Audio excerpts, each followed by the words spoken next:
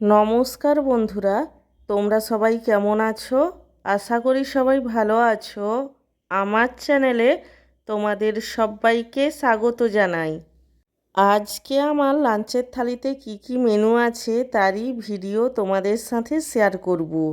আজকে আমার লাঞ্চের থালিতে রয়েছে গরম গরম সাদা ভাত, তার সঙ্গে রয়েছে কুমড়ো ফুলের বড়া ভাজা, আলু সেদ্ধ মাখা, আলু সেদ্ধটাকে ভাজা পেঁয়াজ, ভাজা শুকনো লঙ্কা, সর্ষের তেল আর নুন দিয়ে মাখানো হয়েছিল। আলু সেদ্ধ মাখার পরে রয়েছে পেঁয়াজ দিয়ে কলমি শাকের ভাজা, মোচা দিয়ে মুসুরের ডাল যেটা আলু আর বেগুন দিয়ে বানানো হয়েছিল। সব শেষে রয়েছে তেঁতুল দিয়ে চিংড়ি মাছের টক যেটা ঢ্যাঁড়স দিয়ে বানানো হয়েছিল। আমার আজকের এই লাঞ্চের থালির ভিডিওটি তোমাদের কেমন লাগলো সেটা কমেন্ট করে জানিও।